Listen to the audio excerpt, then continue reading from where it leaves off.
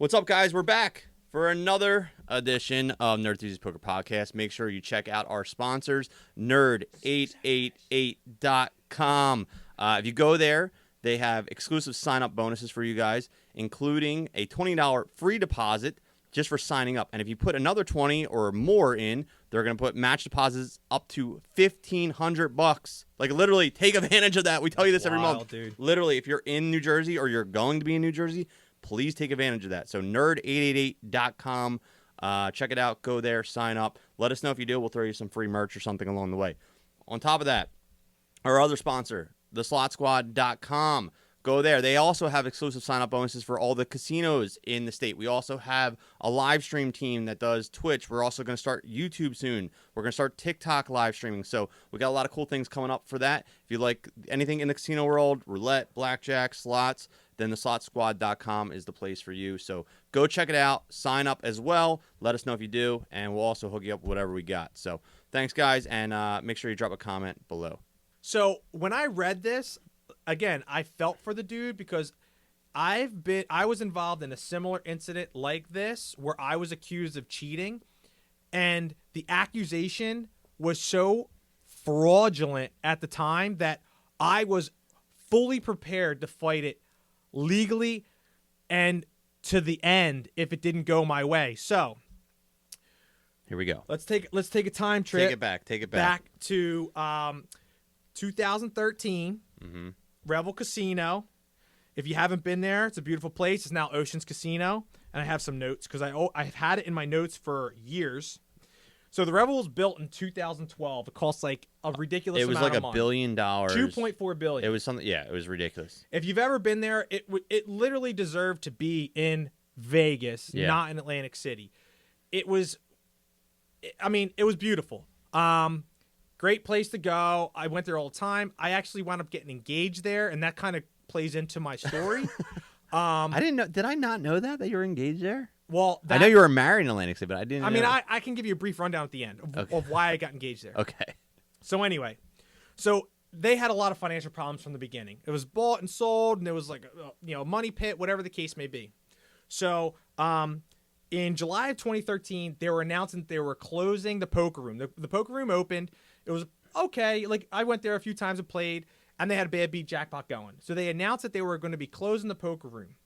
And the day that they decided to close it, it was in August. I can't remember the exact day. I want to say it was like the 24th or 25th.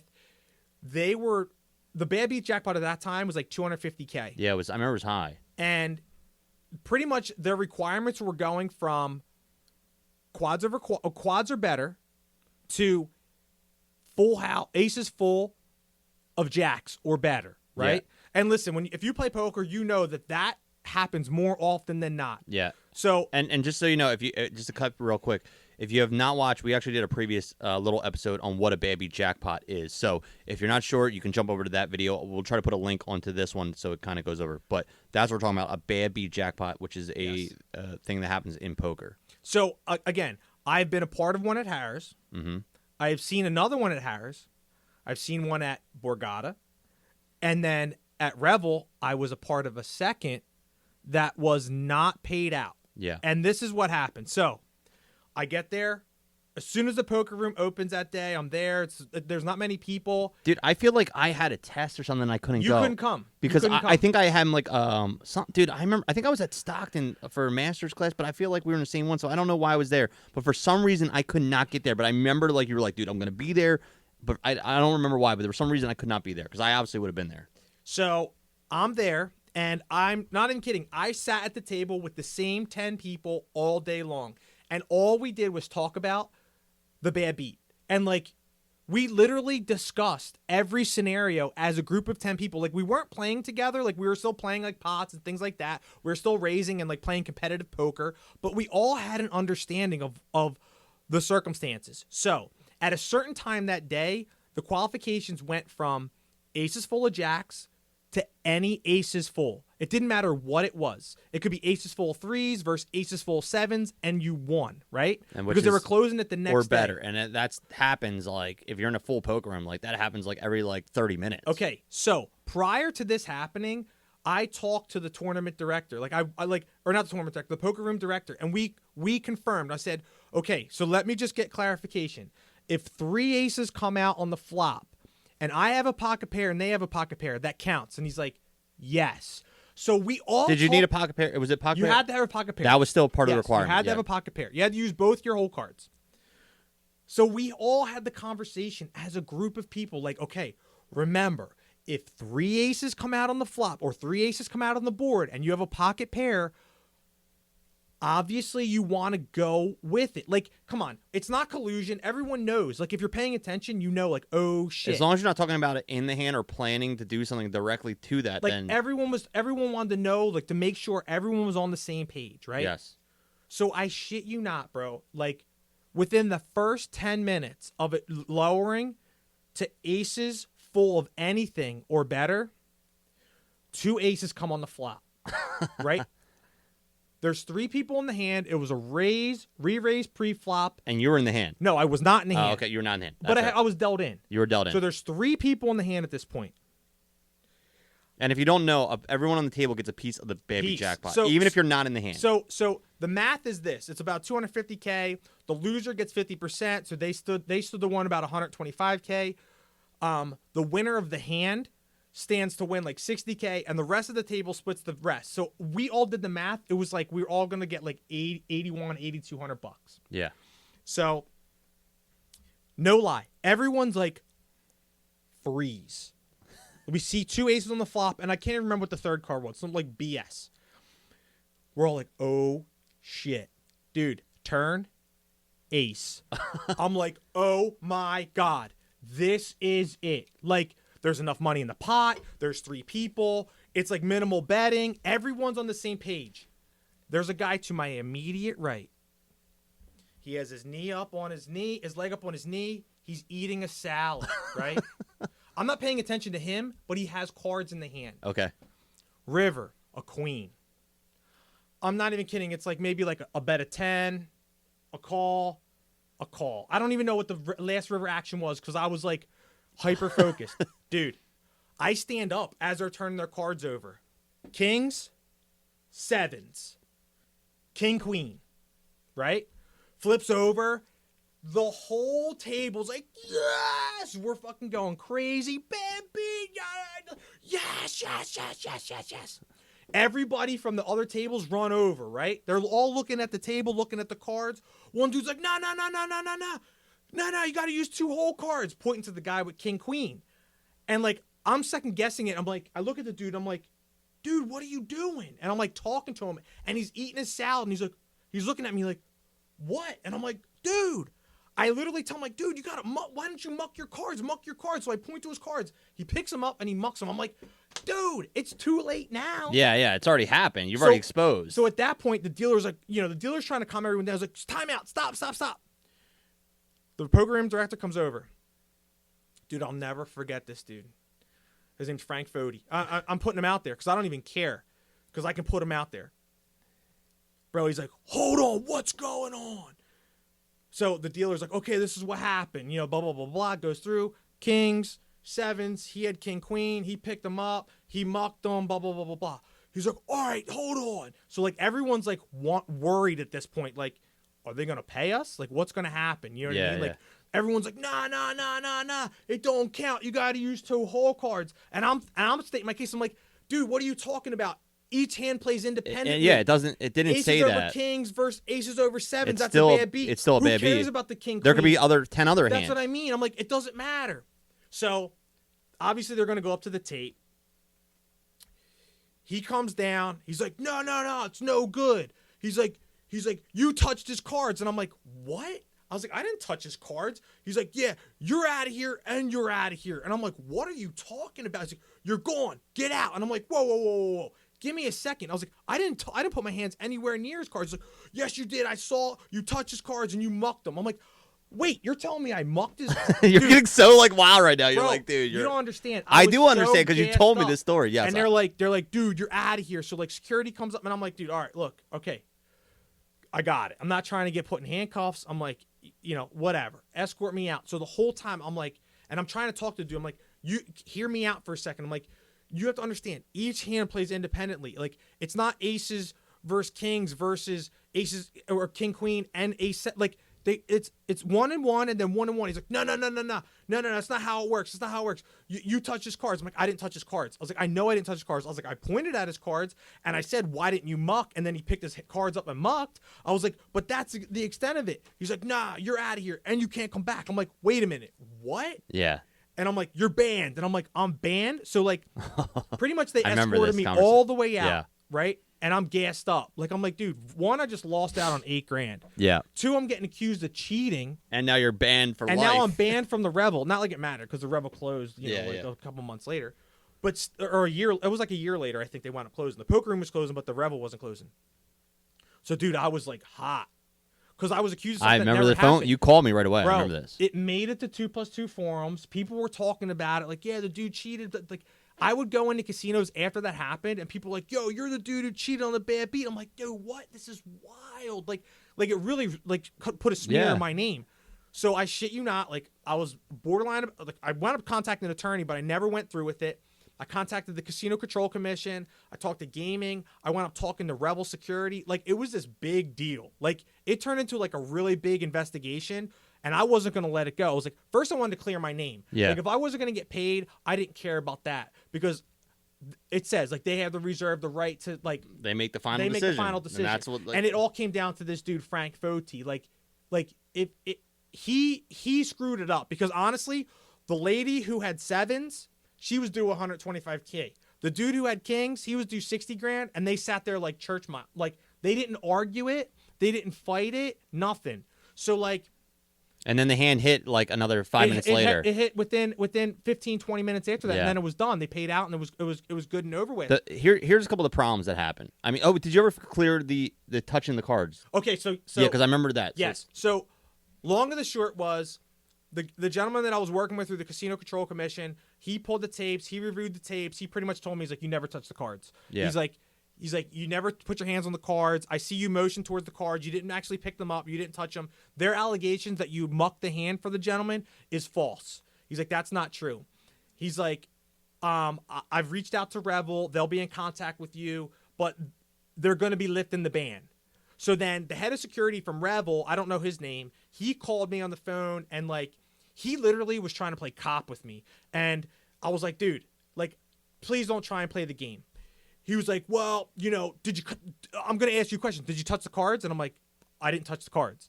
He's like, are you sure you didn't touch the cards? I'm like, I'm pretty sure I didn't touch the cards. He's like, how sure are you? I'm like, sir, listen, I know what you're trying to do. You're trying to instill doubt in me. I'm like, look, I already talked to the gentleman from the Casino Control Commission. I didn't touch the cards. Like, I'm willing to cooperate with you guys. I want the ban lifted. Like, I don't want that on my name. Like, that's not who I am. Exactly. And like, I still intended on following through with like trying to recoup the money.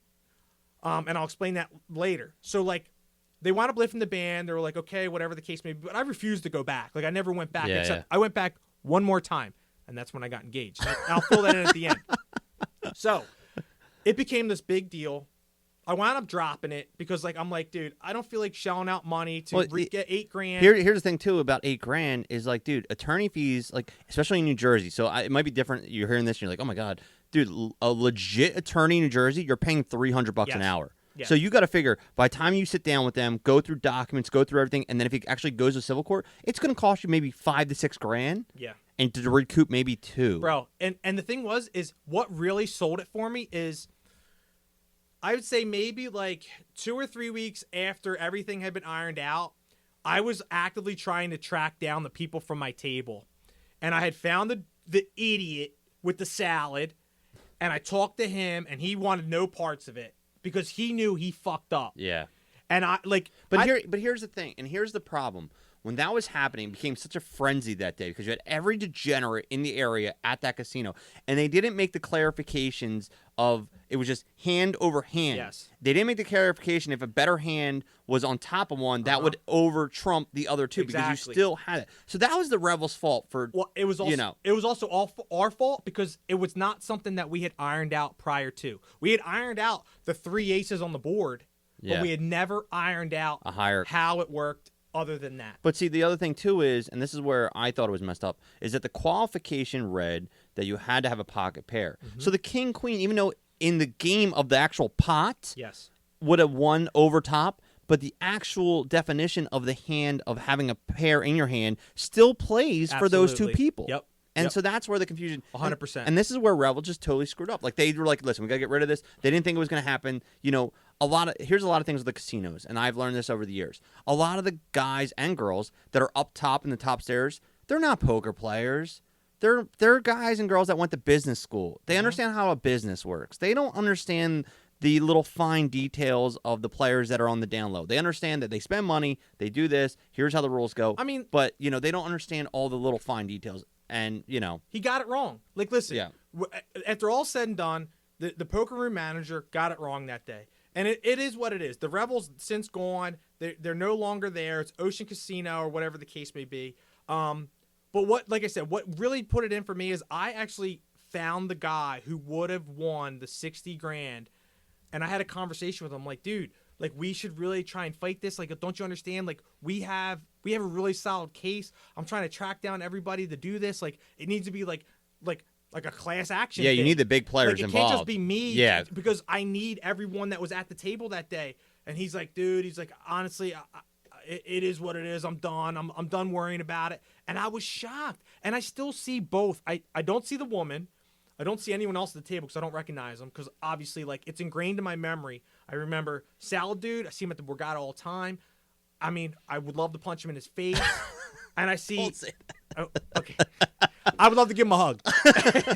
And well, they don't know who Salad Dude is. Yeah. And the dude, and I see the dude who would have won 60 grand, and like we make eye contact, and I know he recognizes me, and I'm like, dude, we could have won this. Yeah. But anyway, so the moral of the story is like, in David Apework's defense, like if he wholeheartedly believes that he did not cheat in any way, shape, or form, I fully stand behind his decision to fight this tooth and nail to prove that he did not do anything wrong that violated the terms. Because if I had just let it go and I didn't like contact the Casino Control Commission, fight to get my name cleared in order to get that ban lifted and prove that what I was being alleged of was not in fact the case and did not happen, I would, you know what I mean? Yeah. Like this.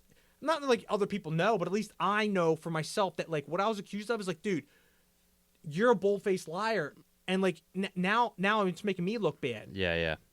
So I don't know. So wait, how'd you get engaged? I don't remember this engaged story. Wait, did you do it during bingo or something? No. No. What was? So after that happened, my wife was always trying to get me to go back to Revel, and I was like, dude, I'm never going back, even after my ban was lifted. So like, I had planned it out. Listen, that's the main part of the story. His ban was lifted, so Yes, his name my was name was cleared. Like so, like pretty much, I hadn't touched. because the you're cards, gonna have guys cards. in here about halfway through this podcast, like that dude's guilty. He definitely did it. Yeah. So. Yeah, he was cleared by the Casino Control Commission. So pretty much I staged a mock arrest as if I was still banned. And I had people I do come remember in. this, And yes. It was actually around my birthday, and Oh, dude, you didn't videotape it, did you? no, I videotaped the engagement, but I planned like I had this whole convoluted story, but basically my wife and I were getting a couples massage, like, you know, in the room, and a knock came on the door. I worked it out with the spa. I had two guys come in, act as security, and they're like, "We need you to come with us." Put me in handcuffs, the whole 9 yards. My wife now freaking out, like, "Oh my God, the ban was lifted. The ban was lifted," and I'm just like, you know, like, I'm like, "I knew this would happen. I told you." Like, I'm yelling at my wife, like, "This is crazy." So like, I wound up getting all my stuff, and I'm like, "Can I at least get my stuff to give to her?" And like, so my hands weren't handcuffed at the time. Like when they brought her out, she was in a robe and all kinds of stuff.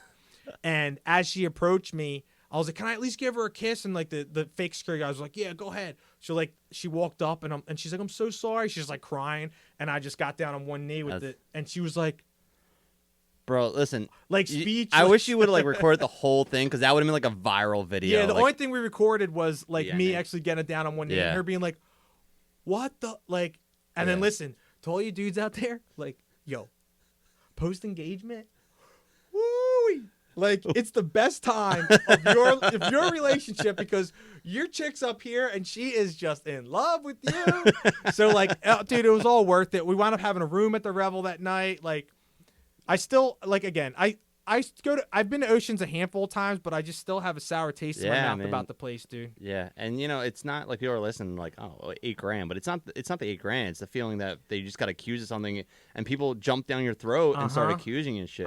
That was the worst. Like honestly, like it was It sucks. 8 G's. It's not life changing money. Like yeah, I was pumped up. I was about especially where I was at that point in my life. Like I was planning on making some moves. Like I was with my chick. Like it sucked that I missed out on that. But at the same time, like the accusation of being a cheater, like Yeah, it sucks. that was the biggest, like, I don't know. I don't want to say like stain, but like that's the thing that set me off the most. Like, yo, who are you, dude? I know, it's crazy. But whatever. I dropped it, and here I am. All right. Poor. Poor.